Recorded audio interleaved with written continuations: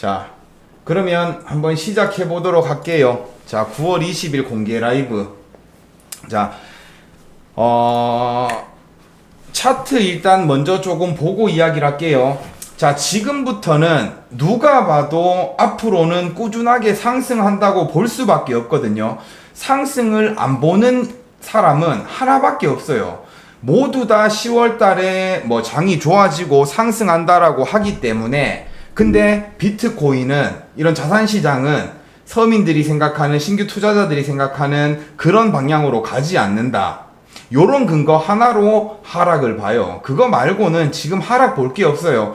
경기 침체 우려, 뭐 그걸로도 하락 볼 수 있겠죠. 근데 정상적으로 이제 시장을 바라보고 있는 사람이면 가격이 상승한다 하락한다 깬또 찝는 게 아니라 지금 시장 상황은 무조건 상승을 볼 수밖에 없는 상황이다. 저는 그렇게 생각을 하고 있거든요. 딱 비트코인만 봤을 때. 자, 차트적으로 지금 분석을 해봤을 때도요, 제가 지금 보면은 62.9K에서 요 스샷을 찍었거든요. 이게 라이브 준비하고 할 때 몇 시간 전에 이걸 한 거니까 62.9K에서 요걸 스샷을 딱 찍었는데 지금 63.5K예요. 이 63.5K가 뭐냐? 딱 200일 이평선에 딱 맞은 상태거든요. 120일 이평선은 그냥 바로 돌파를 했어요. 오늘 어제 쉽게 돌파를 딱 했고요. 그리고 지금 120일 이평선 위에 딱 놀고 있어요. 그리고 200일 이평선을 지금 딱 맞고 조금 조정받고 있는, 뭐 조정이라고 볼 수도 없죠. 그래서 지금 120일 이평선 뭐 요 하단에 바로 딱 위치를 하고 있는데요. 이 차트상으로 봤을 때도 볼린저 밴드가 지금 되게 크게 벌어져 있는 상태가 아니라 좁은 상태잖아요. 그죠? 이 볼린저 밴드는 주가가 다니는 길이라고 제가 전에 말씀을 드렸어요. 그러니까 이 볼린저 밴드가 좁아지면 이제부터는 어느 정도 방향성이 나온다고 봐야 돼요. 그래서 제가 요때 이제 바닥 좀 확인한 것 같다라고 말씀드렸을 때도 볼린저 밴드 하단을 맞고 지금 조금 상승하는 모습, 그래서 제가 이제 좀 바닥 확인된 것 같다 요렇게 말씀을 드렸고요. 참고 자료로 볼린저 밴드를 사용해서. 자, 그리고 지금 같은 경우에 다시 상단에 이렇게 붙었어요. 그러면 지금 상단에 붙었으면 다시 떨어지는 거 아니야? 라고 생각하실 수도 있는데, 요렇게 볼린저 밴드가 길목이 좁아졌을 때는 다시 이걸 벌려요. 보통 보면 좁아졌다가 방향성이 나오면서 벌어지고 방향성이 나오면서 벌어지고 그러거든요. 그래서 지금 하단 맞고 다시 상단으로 튀어 올랐는데, 이게 제가 생각할 때는 위로 벌어질 거다, 볼린저 밴드가. 그럼 가격이 이렇게 상승하면 볼린저 밴드가 이렇게 쭉 벌어지거든요. 그래서 위로 상승을 할 거다. 왜냐? 이 볼린저 밴드 안에 이 이평선들이 자리하고 싶어 하는 경향이 있어요. 예, 차트상으로 분석했을 때. 그리고 이 캔들은 이평선에 붙고 싶어 하는 습성이 또 있습니다. 예. 그래서 지금 차트상으로 이렇게 봤을 때도 볼린저 밴드 상단을 뚫고 이렇게 조금 위로 방향을 주면서 벌어질 거다. 이게 제 생각이고요. 그리고 200일 이평선 같은 경우에는 200일의 일봉 종가를 그냥 평균 낸 값이거든요. 그게 이렇게 움직인다는 거예요. 그러면 지금 이 200일 이평선이 여기에 위치하고 있지만, 그러면 한 이때쯤부터 지금까지의 일봉 마감을 이제 더해서 200으로 나눈 평균값이잖아요. 그러면 지금부터는 어떻게 했냐? 이 200일 이평선도 조금 내려온다는 얘기예요. 왜냐면 이거 빠지니까 하루하루 지나갈수록. 그러면 고점이 3월 15일 정도, 한 3월 13일 정도였고, 그러면 지금 한 180일 정도 지난 상태잖아요. 180일, 190일 정도 지난 상태니까 요게 지금 점점 사라진다는 거예요. 이 높은 값이. 그럼 어떻게 되겠어요? 이 200일 이평선은 조금씩 내려오겠죠. 그죠? 200일 이평선이니까 큰 차이는 없겠죠. 하지만 횡보랑 비슷하게 조금씩은 하락할 거다. 이건 확률이 아니라 거의 그렇다고 보셔야 돼요. 엄청난 지금 상승이 있지 않는 이상. 그러면 이 200일 이평선이 조금씩 내려온다는 말은 이 캔들이 200일 이평선을 뚫을 확률이 또 많다는 거예요. 그죠? 그렇게 해서 상승이 있어주면 단기 이평선들은 또 이 120일 이평선, 200일 이평선 윗단으로 지금 올라가는 모습 보이죠? 20일 이평선이, 60일 이평선은 지금 못 올라가고 있지만 20일 이평선은 지금 딱 꺾이는 모습이 보인다. 그죠? 그러면 200일 이평선은 횡보하거나 조금 내려오는 상태가 되는데, 단기 이평선들은 이렇게 올라가는 모습을 보인다. 그러면 골든 크로스가 나오겠죠. 그죠? 그러면 이 골든 크로스가 나오면 어떻게 돼요? 또 코인닉스나 이런데 또 뭐 골든 크로스가 나왔다. 그럼 이제 뭐 상승한다. 이런 기사들이 또 막 나올 거 아니에요. 그죠? 그래서 이 차트상으로 봤을 때도 지금은 하락보다는 뭔가 상승을 보고 있다. 자, 그러면 예천마님 어서 오세요. 자, 그러면 딱 이야기를 해드릴게요. 자, 9월 15일까지 이제 3분기 법인세 납부가 끝이 났어요. 3분기 법인세 납부가 끝이 났고, 추가적으로 법인들이 이제 세금 신고를 원래 4월 15일까지 하는데, 이걸 연기하게 되면 9월 15일까지 6개월 동안 연기할 수 있어요. 그러면 이 기업들은 손해난 주식이나 이런 것들을 다 매도하면서 뭔가 우리 이제 투자했는 걸로 이 정도 손해를 봤다. 그래서 우리가 이번 수익이 니들이 추정세 요렇게 매겼던 것보다 적다, 이렇게 이야기를 하면서 이 세금 신고서를 9월 15일까지 제출을 합니다. 그럼 가지고 있던 주식들을 막 정리를 이렇게 하겠죠. 그 마감이 9월 15일이었던 거예요. 그래서 이 9월 15일 날 법인세 납부가 다 끝이 났고 법인세 신고까지 끝이 난 상태다. 그러면서 TGA 잔고가 9월 10일 뭐 제가 말씀드렸던 9월 10일 이때는 한 7,200억 정도 TGA 잔고가 있었는데, 지금 9월 16일 기준으로 8,700억 달러가 딱 모였다라고 말씀을 드렸잖아요, 저번 영상에서. 근데 지금 같은 경우는 또 조금 줄었어요. 8,300 몇십억 정도. 그러니까 재무부가 조금 썼겠죠. 예. 그래서 지금 9월 말까지 이제 목표로 하고 있던 TGA 잔고도 채워 넣었다. 그러면 이걸 4분기부터 어떻게 이제 풀 거냐, 이 유동성을 풀 거냐. 제가 생각할 때는, 아니지, 저만 생각하는 게 아니라 모두가 생각할 때 지금 경기 침체 우려를 조금 잠재우려면 어떤 데이터가 좋게 나와야 될 것 같아요. 한번 써보세요. 어떤 데이터가 이제부터는 좋게 나와야 시장이 긍정적으로 갈까요? 한번 맞춰보세요, 아시는 분.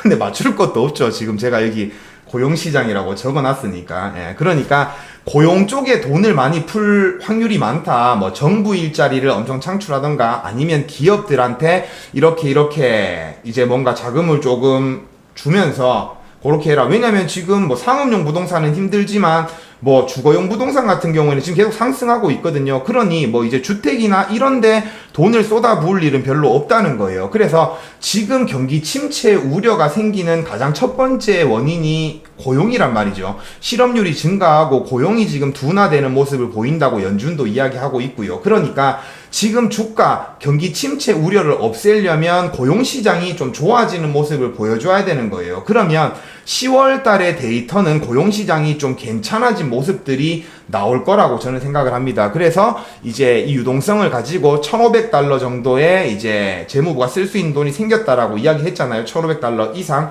그러니까 그걸 이제 고용을 조금 살리는 데 이용하지 않을까. 그래서 10월 달에는 고용 지표도 이제 조금 좋게 나올 것 같다. 대선 전인데 맞잖아요. 지금 민주당에서 현 정부가 고용 악화되는 모습을 보여줄 것 같지는 않거든요. 그래서 그런 식으로 해서 고용 데이터가 또 좋게 나오면 시장은 또 긍정적으로 반응할 수 있고, 그리고 9월 24일 날 SEC 청문회, 이게 지금 기사화가 안 돼서 그렇지 엄청 큰 일이거든요. 게리 겐슬러 소환해가지고 SEC 위원들 전부 소환해가지고 청문회 한다는 거예요. 니들 암호화폐 왜 이런 규제하고 소송 걸고 너희 이런 거 잘못된 거 아니냐. 명확한 지금 뭐도 없이 니들 지금 그냥 암호화폐 계속 공격하고 있는 거 정치적인 입장 아니냐. 그리고 니들 고위직들 채용할 때 지금 예전 이메일 이렇게 보니까 니들 이거 민주당 사람들만 뽑아 앉추고 이런 거 아니냐. 이런 청문회를 한다는 거예요. 예, 이런 청문회를 한다는 거고. 그래서 이때 뭐 어떠한 내용들이 나오면, 그죠? 뭐 게리 겐슬러가 25일 날 단독 증언도 하거든요. 그러니까 이것도 지금 호재로 작용할 수 있다. 이미 제가 봤을 땐 이게 조금 호재로 작용을 하고 있고, 만약에 청문회 끝나고 나서 뭐 기사들이 막 쏟아진다라고 하면 이것도 엄청 큰 호재로 작용할 수 있다. 플러스 오늘은 미국 내마녀의 날이에요. 지금 같은 경우에는 개인주 선물은 거의 뭐 없기 때문에 세마녀의 날이라고도 부르는데요. 옵션 만기일이에요. 예. 그래서 요건 1년에 4번 있는 날인데, 원래 보통 내마녀의 날에는 변동성이 엄청 크기 때문에 이제 좀 하락하는 경우가 많아요. 왜냐면 매수 심리가 조금 위축되기 때문에, 왜냐면 변동성이 너무 크니까 요거는 지금 어떻게 될지 모르니 건너뛰고 투자하자, 요런 심리가 많다는 거예요. 근데 어제 나스닥이 2.5%나 상승해줬잖아요. 그죠? 그래서 제가 9월 바닥 짚고 나서 조금 조정받을 것 같다라고 예상했던 게 이 내마녀의 날도 있었어요. 예, 이 내마녀의 날도 조금 포함이 됐었습니다. 근데 오늘이에요. 예, 오늘인데 어제 이만큼 유입이 들어왔다는 건, 나스닥이 2.5%나 올랐다는 건 사람들이 그래도 금리 인하를 하고 나서 뭔가 이런 투자자들이 조금 긍정적인 모습을 보여주는 게 아닌가, 요렇게 생각하고 있습니다. 자, 그러면 9월 달에 걱정했던 법인세 납부랑 법인세 신고 마감 끝났죠? 그럼 유동성이 지금 막 이렇게 흡수될 일이 없잖아요. 그죠? 그리고 TGA 잔고도 9월 말까지 8,500억 목표했는데 이미 다 채워놨다. 그죠? 그리고 내마녀의 날도 오늘 딱 지나가고 나면 사람들은 이제 투자자들은 이제 조금 안도한다. 그래서 9월달 계절적인 요인으로 막 주가가 이렇게 하락했던 것들이 대부분 해소가 되고 있는 타이밍이다. 지금 그래요. 자, 그리고 10월 1일부터는 미국의 회계 연도가요, 1월 1일부터 12월 말까지가 아니라 10월 1일부터 9월 30일까지예요. 그러니까 10월 1일부터는 미국 연방 예산을 집행할 수 있다. 지금 예산 나온 게 7조 달러 조금 넘거든요. 그러니까 10월 1일부터는 이 돈도 쓸 수 있다. 뭐 어떻게, 만약에 주식 시장이 안 좋거나 하락하거나 이러면 이 7조 달러 규모의 돈도 쓸 수 있다는 거예요. 예, 그러면 민주당 입장에서는 맞잖아요. 뭐 어떠한 일이 생겨가지고 주가가 막 안 오르고 하락하고 있다. 그러면 이제 유동성 공급해서 돈 풀어서 주가를 억지로라도 끌어올릴 수 있는 상황이 됐다. 여건이 됐다. 요렇게 또 말씀드리고요.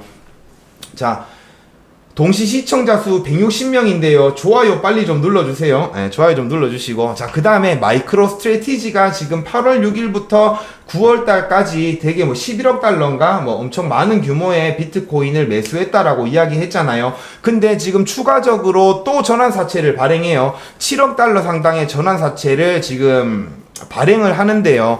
여기에는 추가 옵션 1억 500만 달러도 있어요. 그러니까 이걸 지금 7억 달러의 전환사채를 샀던 사람들은 이제 13일 이내에 본인들이 원하면 1억 500만 달러 상당의 채권을 더 살 수도 있다라고 이야기를 하는 거예요. 근데 요걸 발행하는 이유는 9월 26일까지 이전에 발행했던 담보채권이 있거든요. 마이크로 스트래티지가 이걸 9월 26일까지 상환하기로 했어요. 현금으로.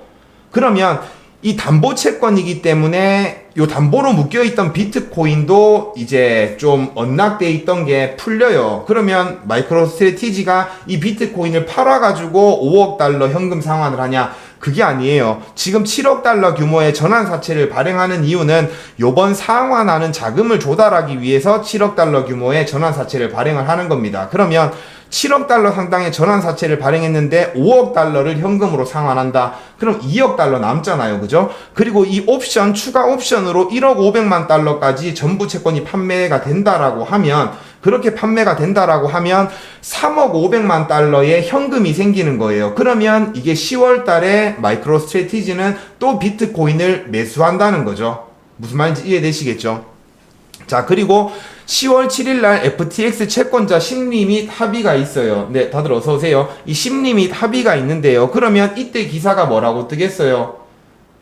이거 지금 채권자들이 거의 95% 이상 찬성하고 있거든요. 현금으로 107%인가 돌려받는 거 찬성하고 있으니까 이건 거의 99% 합의된다고 보시면 돼요. 그러면 이때 기사 나오겠죠. 10월 7일날 FTX 채권자랑 심리 합의 끝이 났다. 그러면 이제부터 상환 시작한다. 이런 기사들이 또 쏟아질 거란 말이죠. 그러면 이거는 또 호재로 작용하겠죠. 그죠? 예. 예, 이것도 또 호재로 작용할 겁니다. 예, 그리고 고용 데이터 긍정적으로 나올 거라는 건 뭐 이전에 말씀드렸고, 그리고 10월 22일부터 10월 24일까지 브릭스 국가들이 정상회담을 해요. 이 정상회담에서는 어떤 내용이 언급되냐? 지금 미국이 스위프트 제재를 통해 가지고 이런 국가들을 제재를 하고 있기 때문에 암호화폐를 통해 가지고 이걸 우회할 수 있는 방안을 이제 집중적으로 회의를 할 거예요. 그러면 러시아가 지금 암호화폐 국제거래 승인했잖아요. 그죠? 그리고 중국도 지금 암호화폐 금지를 해제할 거라는 그런 찌라시들이 막 돌고 있잖아요. 그죠? 그래서 기정사실은 아니지만 이때 요렇게 10월 말에 10월 20일부터 24일까지 요 정상회담에서 그런 내용들이 언급되고 만약에라도 중국도 국제거래를 조금 이렇게 뭐 금지를 해제한다 뭐 요런 내용이 나오면 또 시장에는 엄청 긍정적인 뉴스가 되겠죠. 그리고 트럼프가 만약에 당선이 된다.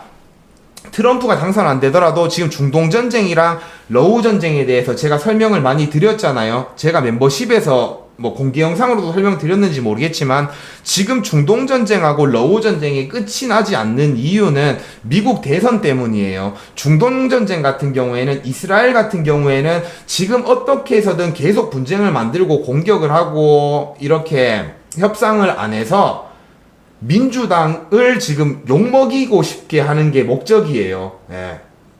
하여튼 그래서 이제 트럼프가 당선이 된다라고 하면 어떠한 결과든 결과가 나올 거라고 생각을 해요. 빠른 시일 내로. 무슨 말인지 아시겠죠? 공화당은 지금 이스라엘한테 더 크게 공격해 이러고 있는 상태예요. 니들 승리해라 이렇게. 민주당은 니들 빨리 합의 보고 이 전쟁 끝내라 이러고 있는 거예요. 자, 그러니까 이제 이스라엘 같은 경우에도 트럼프가 당선되면 진짜 크게 공격을 할 거예요. 더 크게. 그러면 어떻게 되겠어요? 하마스나 이런 데서 진짜 항복할 수도 있거든요. 맞잖아요. 이제 트럼프 당선됐고 더 크게 공격할 거니까 우리한테는 미래가 없다. 항복하자. 이렇게 될 수도 있는 거예요. 근데 만약에 민주당이 당선된다. 그래도 마찬가지로 민주당은 그때 돼서 이제 뭔가 대선도 끝이 났으니까 이스라엘을 진짜 막 네타냐후를 이제 쫓아내든 뭐 이런 결단을 또 내릴 거예요. 지금 같은 경우에는 대선 때문에 못하고 있는 거고요. 러시아, 우크라이나 같은 경우에도 말씀드렸어요. 우크라이나가 지금 러시아 본토를 공격하고 선방하는 것처럼 보이긴 하지만 피해는 우크라이나가 훨씬 크거든요. 근데 우크라이나가 지금 전쟁을 끝내지 않고 어떻게 해서든 계속 공격을 하고 이걸 이어가고 있는 이유는 민주당이 대선에 당선이 되고 나면 더 큰 폭으로 지원이 들어올 수가 있다는 거예요. 왜냐, 우크라이나가 이제 러시아랑 이렇게 좀, 러시아가 피해를 많이 봐서 우크라이나가 이렇게 이제 주변 국가들, 서방 국가들, 미국의 지원을 받아가지고 더 크게 공격을 하게 되면 지금 러시아 국민들도 지칠 대로 많이 지쳤어요. 어느 정도 지쳐가고 있는 상태예요. 근데 더 이게 장기간으로 간다? 그러면 러시아도 피로가 누적됩니다. 예. 그러니까 러시아는 어떻게 해서든 버티고 있으면 대선 끝날 때까지 버티고 있었는데 민주당이 당선이 된다. 그럼 우리한테 더 크게 지원해 줄 수 있을 거라는 기대감이 좀 있는 거예요. 예. 그래서 우크라이나는 계속 버티고 있다. 근데 이게 진짜 대선이 딱 끝나버리면 이 두 전쟁 같은 경우에도 당장에는 더 크게 이렇게 될 수도 있고 하지만 단기간에 끝이 날 확률이 많다. 그러면 이 전쟁에 대한 긴장감이 해소되면 그것도 비트코인에는 호재로 작용할 수 있다. 지금 제가 보고 있는 호재는 이렇게나 많거든요. 자, 이렇게나 많고 플러스 요거는 저번에 영상에서 말씀드렸는데 지금 한 20주차부터 해가지고 30주차, 뭐 38주차 뭐 이때까지는 거의 빨간불이다. 근데 39주차가 되면 이때부터는 온통 파란색이다. 그러니까 계절적 요인으로 시장이 좋아진다. 뭐 요런 말씀을 드렸잖아요. 근데 이제 요번 주가 38주차고요. 다음 주부터는 39주차입니다. 그러면 이제 뭐 과거 데이터를 봐도 계절적으로 4분기에는 좋아질 확률이 많다. 요 말씀 좀 드리고요. 자, 정리해서 좀 말씀드릴게요. 비트코인은요, 요거부터 말씀드릴게요. 뉴스가 시세의 움직임을 만드는 게 절대로 아니에요. 제가 사람들한테 항상 하는 말이 있잖아요. 뉴스 너무 믿지 마라. 이 얘기를 왜 하냐면, 그리고 타 유튜버들이나 코인니스에 나오는 그런 호재들에 집중하지 말라고 말씀드리는 이유는 뭐냐면, 뉴스는요, 시세의 움직임을 만드는 게 아니에요. 시세가 움직이면 뉴스가 나와요. 거기에 맞춰서. 대부분의 뉴스는 그렇거든요. 자, 신규 투자자들은 깊이 사고하고 싶지 않아 해요. 외부 사건들을 심사숙고하지 않고요. 그저 빨리 대박을 터뜨리고 싶어 합니다. 그래서 투자에 참여해서 뭔가를 계속 사거나 팔고 싶어 해요. 예. 중동 산유국들 50년간의 달러 거래 끝나고 리알 등 스테이블 코인으로 그 부분을 다시 한번 정리해 주세요. 그 부분은 오늘은 지금 좀 내용이 많아가지고요. 일단 요거 마저 이어서 좀 할게요. 예, 이게 무슨 말이냐면 제가 유튜브 영상을 이렇게 올리면서 짜증스러울 때가 좀 많잖아요. 좀 답답해하고 짜증스러울 때가 많잖아요. 그 이유가 딱 이건 거예요. 사람들은 지금 당장의 뉴스 어떤 게 떴는지 뭐 때문에 올라가는지 이것만 궁금해하는 거예요. 이제 가격이 이렇게 상승하고 막 세력들이 받아먹고 이러는 데는 전체적인 숲을 보셔야 되는데 대부분은 오늘 무슨 일이 있었나, 내일 무슨 일이 있나, 어제 무슨 일이 있었길래 코인이 올라갔나 이런 것만 궁금해 한단 말이에요. 그러면 뉴스든 유튜브든 어떤 걸 많이 올려줘야 사람들이 좋아해요. 지금 당장 있는 일을 얘기해줘야 사람들의 관심이 생긴다고요. 맞잖아요. 제가 막 유튜브에 뭐 전쟁 관련 이야기하고 뭔 이야기하고 이런 거 할 때 사람들 관심 아예 없거든요. 근데 그런 게 중요하다는 거예요.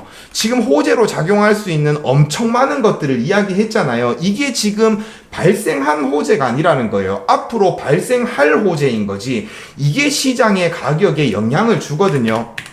자, 그러면 비트코인 가격이 상승하면요 엄청나게 좋은 뉴스들이 많이 나와요. 왜냐? 올라간 이유를 설명을 해야 되니까. 그럼 여기서 말했던 모든 뉴스들이 호재로 쭉쭉쭉쭉쭉쭉 뉴스에 나온다는 거예요. 언제? 이미 끝나고 나서.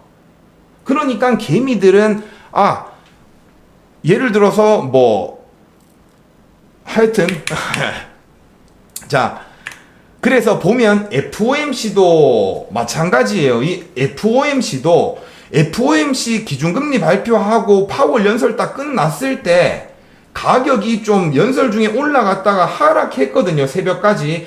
그때 막 오선님 방송 보고 이랬던 사람들 뭐라고 했냐면 경기 침체 우려다 이러면서 막 안 좋은 소리 했어요. 예. 나스닥도 그때는 조금 하락 마감했으니까요. 근데 다음날 돼서 비트코인 오르고 그날 막 미국 나스닥 오르고 이러니까 지금 뉴스 기사 뭐 나와요? 금리 인하 때문에 뭐 비컷이 나와가지고 뭐 주가가 상승했다 이런 얘기 나오잖아요. 그러니까 뉴스가 가격을 만드는 게 아니라 가격이 올라갔으니까 이게 호재라고 비컷 때문에 올라갔다, 금리 인하 때문에 올라갔다 이런 기사가 나온다고요. 그러니까 우리는 이걸 계속 생각하고 있어야 된다고요. 이걸 계속 생각하고 있어야 되고 이건 거의 다 10월, 11월, 12월 올해 4분기에 나올 호재들이거든요. 자, 그리고 추가적으로 11월 달에 만약에 트럼프가 당선이 된다. 혹은 트럼프 지지율이 막 이렇게 올라간다. 제가 말씀드렸죠. ABC 뉴스에서 지금 이제 조작했던 걸 내부 고발자가 증거까지 이렇게 딱 만들어서 서류를 9월 9일날 서명 다 해가지고 토론 시작 전에 이걸 공증받아서 봉인해놨다고. 그걸 지금 딱 오픈했다. 그래서 지금 폭스뉴스나 이런 데 가면 그 얘기들이 많이 나오거든요. 트윗도 마찬가지로. 근데 우리나라 언론에서는 다루지 않는다. 근데 만약에 이게 조작이었다고 하면 이미 ABC 뉴스나 이런 데서 말도 안 되는 소리라고 보도가 나왔겠죠. 근데 지금 조용하단 말이에요. 그러면 이건 어느 정도 인정한다고 볼 수도 있는 거거든요. 그래서 그건 제가 멤버십에서 이제 자료들은 다 보여드렸으니까요. 그냥 제가 혼자 소설 써가지고 이야기하는 건 아니에요. 그 성명문 같은 거 요거 다 진술서 다 보여드렸거든요. 자, 그리고 트럼프 장녀도 트윗에다가 그걸 올렸어요. 그러니까 이건 그냥 뭐 이상한 말도 안 되는 찌라시다 뭐 이런 건 아니에요. 자, 그러니까 ABC 뉴스 조사 나오고 막 이러고 있어요. 그러니까 트럼프 지지율이 만약에 올라간다, 이것도 호재로 작용할 수 있고, 만약에라도 11월 달에 트럼프가 당선된다. 저는 선거 지금 이거 조작만 아니면 트럼프가 될 거라고 생각을 하거든요. 그래서 만약에 트럼프가 또 당선이 예를 들어 됐다고 칩시다. 이거 당선이 되면요, 트럼프가 당선이 되나 뭐 카멜라 해리스가 당선이 되나 뭐 크게 비트코인 영향 없다 이렇게 말하는 사람들이 많아요. 근데 트럼프가 당선이 돼야 훨씬 좋거든요. 왜냐? 빨리 올라갈 수 있으니까. 자, 트럼프 딱 당선됐다 칩시다. 그러면 가장 첫 번째 뭐 하겠어요? 당선되고 첫째 날 게리 겐슬러 해임한다라고 이야기했어요. 그렇게 만약에 해임을 했다. 지금 10월 24일 날 청문회 하는데 막 이런 것들 안 좋았던 거, 게리 겐슬러가 잘못했던 거 이런 거 막 밝혀지고 하면 여론도 안 좋아지고 그럼 트럼프는 게리 겐슬러 해임하겠죠. 해임하고 나면 누군가를 다시 SEC 의장으로 올려야 되잖아요. 그때 트럼프가 약속한 게 암호화폐 친화적인 사람을 올린다고 이야기를 했어요. 그러면 지금 게리 겐슬러 위원으로 있는 헤스터 피어스 이 사람이 2018년도 트럼프가 뽑은 사람이거든요. 뭐 트럼프 사람이라고 볼 수 있어요. 트럼프가 뽑은 사람이라기보다는 이 사람이 지금 크립토맘이라고 불리고 있어요. 이 사람이 SEC 의장이 될 수도 있고요. 브라이언 브룩스라고 해서 지금 또 암호화폐 되게 친화적인 사람이 있어요. 이 사람이 될 수도 있고 이런 암호화폐 친화적인 사람이 SEC 의장으로 만약에 딱 임명이 된다. 그럼 이것도 시장에는 엄청난 호재로 작용을 하겠죠. 그리고 지금 FIT 21 법안 같은 경우에 찍소리도 없잖아요. 아무 말도 없잖아요. 이게 지금 하원에서는 통과가 됐고 상원에 넘어간 상태예요. 근데 아직 투표를 안 하고 있는 거거든요. FIT 21 법안은 지금 거절난 것도 아니고 통과된 것도 아니에요. 근데 그냥 막 이렇게 수정을 하면서 시간을 끌고 있는 거예요. 왜? 그러면 트럼프가 만약에 당선된다 다음 11월 달에 그럼 이 FIT 21 법안 어떻게 되겠어요? 되게 긍정적으로 수정되면서 통과될 확률이 많다는 거예요. 그죠? 그리고 SAB 121 법안 요거 같은 경우에도 상원, 하원, 상원 다 통과했는데 그냥 이거 바이든이 거절해버린 거예요. 그러면 트럼프가 당선된다. 그럼 어떻게 되겠어요? 이거 다시 올라와서 트럼프가 통과시킬 겁니다. 그럼 이것도 호재고요. 자, 미국 비트코인 전략적 준비 자산으로 비축하겠다고 신시아루미스가 이야기했잖아요. 법안 지금 발의됐잖아요. 그죠? 아직 투표가 안 이루어지고 있을 뿐이지. 근데 트럼프가 당선되면 지금 이것도 트럼프 입으로 비트코인 컨퍼런스에서 이야기했던 내용이잖아요. 그러면 이것도 통과될 확률이 많다. 자, 그렇게 되면 뭐가 되겠어요? SAB 121 법안, 요게 지금 은행이 암호화폐 기업들 상대로 이렇게 커스터디 서비스 못 해주는, 금융 서비스 못 해주는 이런 법안이거든요. 예. 준비 자산으로 그 비트코인 이런 암호화폐 보유한 만큼의 준비 자산을 니들 가지고 있어야 돼. 이런 내용이라서 이 법안이 만약에 SAB 121 법안, 폐지 법안이 통과되면 지금 암호화폐 초크 포인트 2.0 요거 지금 암호화폐 기업 꽁꽁 묶어두는 거 있잖아요. 지금 스테이블 코인 발행 못하게 만들어서 이것도 지금 어느 정도 해지가 될 거예요. 그러면 미국 금융기관들이 암호화폐 기업한테 금융 서비스를 제공해주고 스테이블 코인 막 발행할 수 있고 그럼 어떻게 되냐? 그러면 그때부터는 알트코인이고 뭐고 다시 엄청난 폭등이 시작될 수 있는 거예요. 그리고 로버트 케네디 주니어 이 사람 아실지 모르겠지만 지금 트럼프 지지하기 전부터요, 로버트 케네디 주니어는 거의 암호화폐에 미친 사람 수준으로 암호화폐에 친화적인 사람이었어요. 근데 지금 트럼프 지지하고 있잖아요. 그럼 트럼프가 대통령 되면 이 로버트 케네디 주니어가 또 한 자리 차지할 수 있겠죠. 이것도 엄청난 호재로 작용할 수 있고요. 자, 그렇게 해서 이렇게 상승이 막 계속 이어진다. 그럼 어떻게 되겠어요? 4분기에 상승했으면 ETF 유입도 많아지는 겁니다. 이 ETF 유입이 많아지면 1월 달부터 2월 15일까지 13F 보고서 제출되잖아요. 어떤 기관들이 매수했는지. 그러면 이것도 마찬가지로 얘들이 매수했다고 이런 연기금이 매수했다고 이런 식으로 되면서 또 이게 호재로 작용이 되는 거고요. 자, 그러면 유튜브나 이런 데서 내년에도 계속 상승을 이어간다. 그럼 어떤 얘기가 나오겠어요? 알트도 펌핑하고 어떤 얘기 나오겠어요? 반감기후 1년 6개월 이런 얘기가 나오는 겁니다. 근데 제가 지금까지 말씀드린 이 모든 내용들을 지금 비트코인 투자 안 하고 있던 사람들이 알 것 같나요? 이 FIT 21이 뭔지, SAB 121이 뭔지, 이런 것들을 다 알 것 같나요? TG의 잔고가 어찌됐고, 관심도 없어요. 지금 시장에 안 들어온 사람들 있잖아요. 그런 사람들은 관심도 없는 겁니다. 그럼 그런 사람들은 어떤 게 중요하냐? 반감기 후 1년 6개월이 중요한 거예요. 그리고 비트코인이 1억 5천, 1억 7천 가고 있어요. 알트코인도 몇 배씩 상승하고 있어요. 그때에 대해서 신규 투자자들이 막 들어오는 겁니다. 유튜브에서 반감기 후 1년 6개월, 이런 얘기 막 나오면요.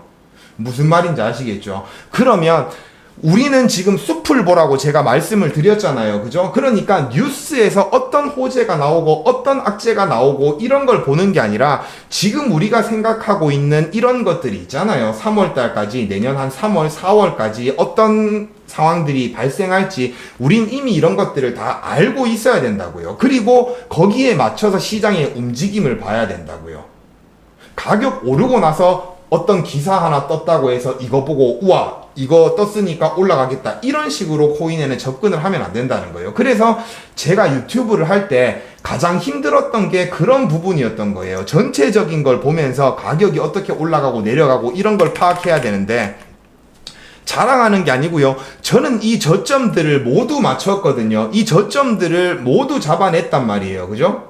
예, 어서오세요. 모든 저점들을 잡아냈고, 위험한 구간에서도 대부분 말씀을 드렸어요. 근데 이건 제가 잘나서 그랬던 게 아니라, 인플레이션 상승하고 3월 달에 비트코인 너무 많이 올랐는데, 금리나 기대감에 많이 올랐었는데, 작년부터. 이 금리나 기대감이 조금 없어지고 못한다라는 이야기가 나오니까 하락을 조심하자라고 이야기를 했었던 거고, 그죠? 하여튼 제가 요 바닥을 잡았던 이유는 그리고 하락할 때 겁먹지 않고 사람들한테 무조건 버티면 됩니다 이야기를 했던 건 전체적인 걸 봤던 거예요. 그러니까 좀 자신감이 있었던 거고 요때 하락하는 제가 계속 말씀드렸어요.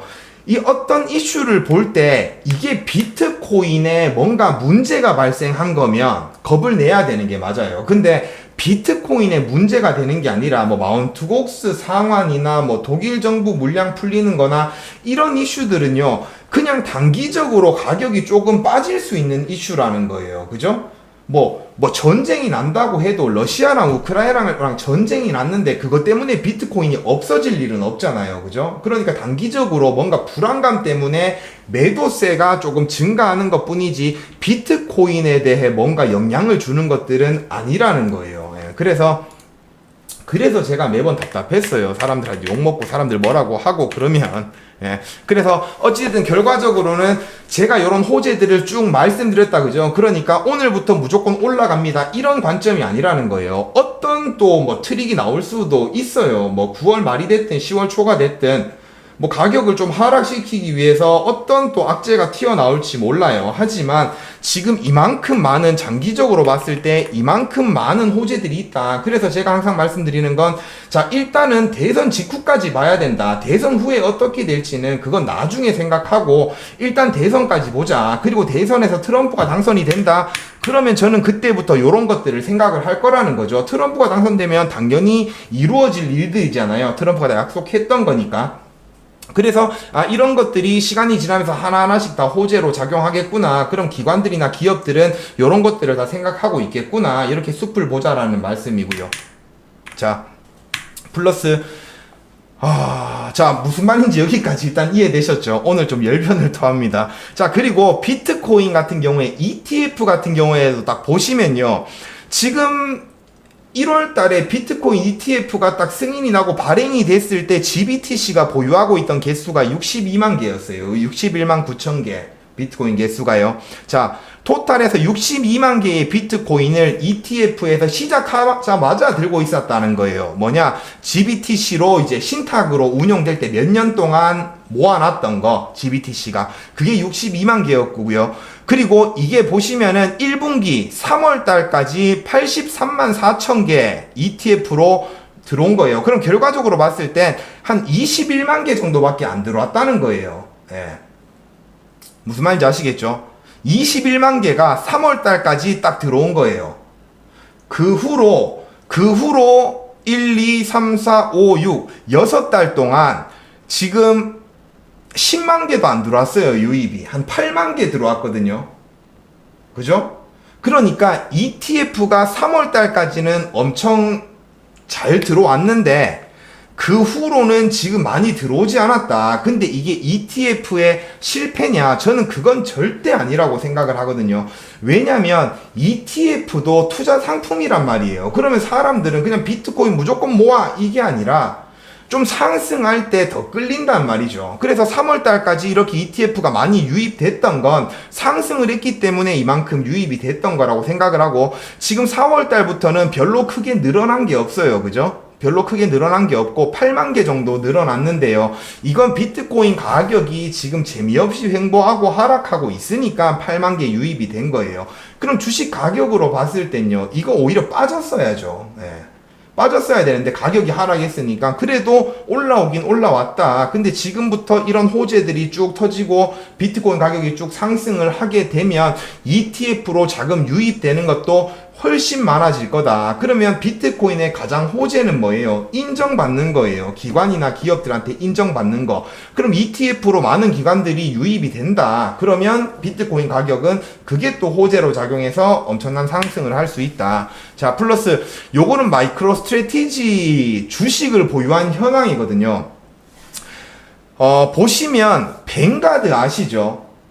세계 자산 운용사 중에 운용하는 자산이 블랙록 다음으로 큰 자산 운용사예요. 뱅가드. 세계 두 번째 2위예요. 근데 이 뱅가드는 ETF를 발행을 안 했다. 그죠? 그러면서 비트코인을 엄청 안 좋은 자산처럼 요렇게 이야기를 하고 있다. 그죠? 근데 마이크로 스트래티지의 두 번째로 많은 주식을 가지고 있는 데가 뱅가드예요. 네. 그 다음이 블랙록이고요. 그 다음이 모건 스탠리예요. ETF는 크게 성적이 별로 좋지 않았지만 2분기에 보시면 블랙록은 또 마이크로 스트래티지 주식을 11만 6천 주를 추가 매입했고요. 모건 스탠리는 2분기에 30만 주를 매입했어요. 예. 엄청 많은 양을 지금 매입을 한 거예요. 근데 요것도 어떤 트릭이 있냐면요.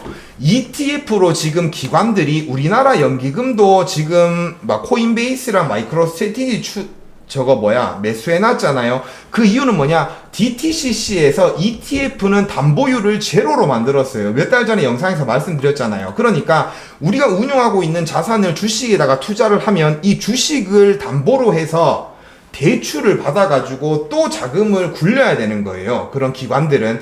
근데 ETF를 사버리면 담보율이 제로기 때문에 요건 마이크로 스트래티지요. 네.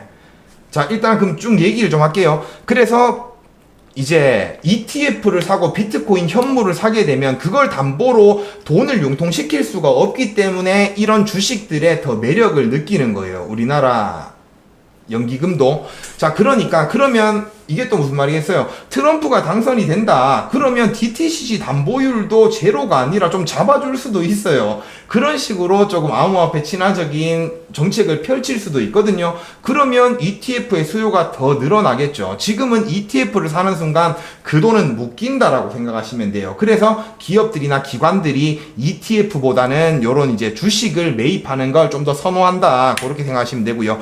코인베이스 같은 경우에도 뱅가드가 최대 주주예요. 예. 근데 2분기에는 지금 블랙록이나 뱅가드나 뭐 아크인베스트나 뭐 요런 애들이 코인베이스의 주식은 추가로 매입하지 않았어요. 예. 그리고 요건 마라톤홀딩스. 마라톤홀딩스의 최대 주주는 원래 뱅가드였는데 요번에 2분기에 블랙록이 얼마야 이거? 2,560만 주 추가 매입하면서 블랙록이 1등이 됐어요. 그리고 뱅가드는 837만 주를 추가 매입했어요. 이것도 2분기에 매입한 거거든요. 예, 이게 13F 보고서가 딱 제출이 돼서 그걸 이제 보고 알 수 있었던 거예요. 그러니까 지금 3분기에 또 얼마만큼 매수했는지는 이제 10월 15일, 뭐 11월 15일 이때 되면 또 알 수 있겠죠. 예, 그러니까 2분기에도 지금 블랙록이랑 뱅가드나 뭐 요런 데서 모건 스탠리 이런 데서 지금 마이크로 스트래티지나 마라톤 홀딩스나 뭐 요런 주식들을 이건 지금 비트코인 가격 올라가면 올라가는 주식이잖아요. 내려가면 내려가는 주식이고 이런 것들을 계속 매수하고 있었다. 요걸 조금 아시면 될 것 같고요. 예. 그래서 정리를 하면요. 그냥 계속 말했던 거 나무를 보지 말고 앞으로는 숲을 봐야 된다.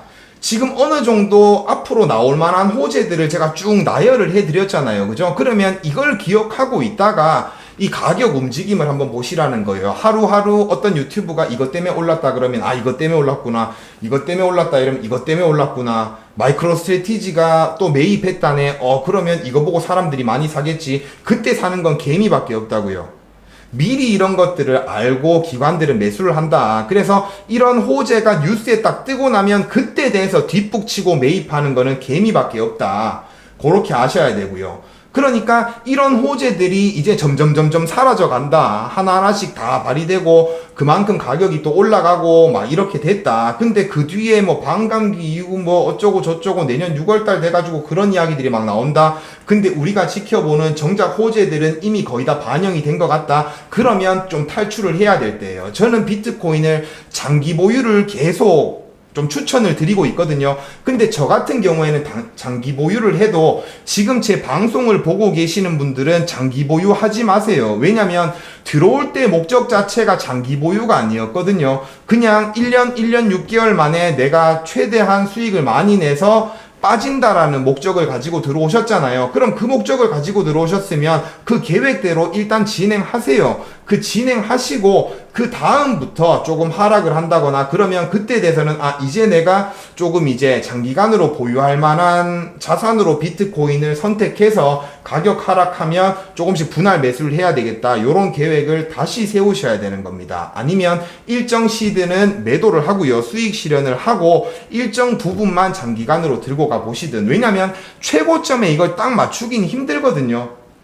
그러니까 그런 말씀을 드린다. 자, 그리고 내년에 발생할 수 있는 상황들은 어느 정도까지는 제가 미리 예측을 해드렸고, 그리고 올해도 보시면 저는 올해도 많은 호재들을 생각하면서 투자를 진행했고 유튜브 라이브를 진행하고 유튜브 방송을 했어요. 근데 예상치도 못했던 것들이 막 나왔던 거예요. 뭐가 나왔냐? 작년부터 금리나 이제 쭉 올해 쭉 할 줄 알았는데 3월달부터 인플레이션 상승하면서 금리 인하가 연기됐잖아요. 그죠? 그래서 올해 못할 것 같다는 이야기까지 막 나오면서 그래서 가격이 하락을 했다. 근데 이건 저도 예상치 못했던 악재거든요.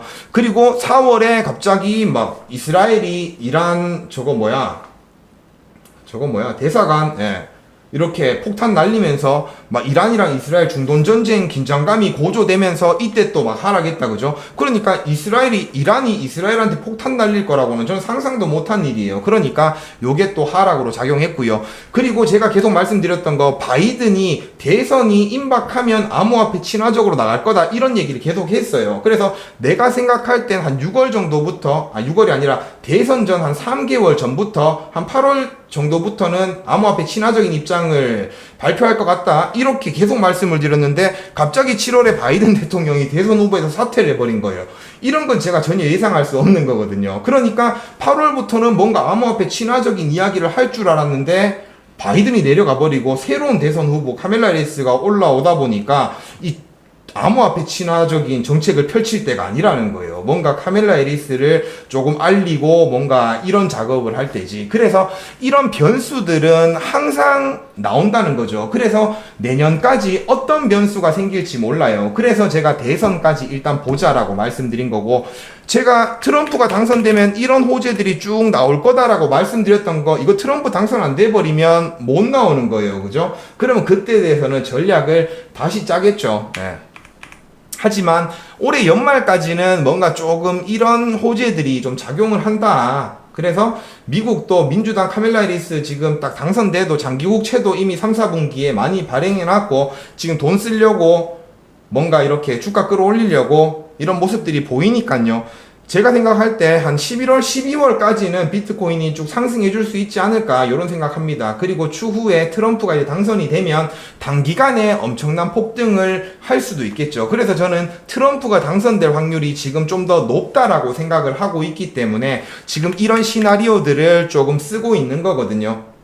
그래서 요대로 됐으면 좋겠다. 요대로 돼서 지금 뭐 내년에 한 2월달, 3월달 막 개미들 막 붙어가지고 알트 막 폭등하고 이럴 때 뭐 반감기후 1년 6개월이 10월달이니까 뭐 지금부터 6개월 동안 엄청난 상승을 할 겁니다. 유튜버들 막 그렇게 떠들면서 신규 개미들 막 이렇게 들러붙을 때 우리는 조금씩 분할 매도하면서 다 수익 실현하면 그런 딱 제가 그리는 그런 상황이 딱 나오면 너무너무 좋겠다. 하지만 이대로 쭉 갈 일은 잘 없거든요. 저도 투자를 오래 해보지만 이렇게 제가 쓰는 요 시스템대로 쭉 가는 일은 잘 없어요. 하지만 이런 뭔가 전체적인 숲을 나름대로 그림을 그려놓고 이제 시장을 바라보면 하루하루 나오는 뭐 악재 호재에 막 흔들리고 그러진 않는다. 그런 말씀을 드리려고 오늘 라이브를 이렇게 좀 켰습니다. 예.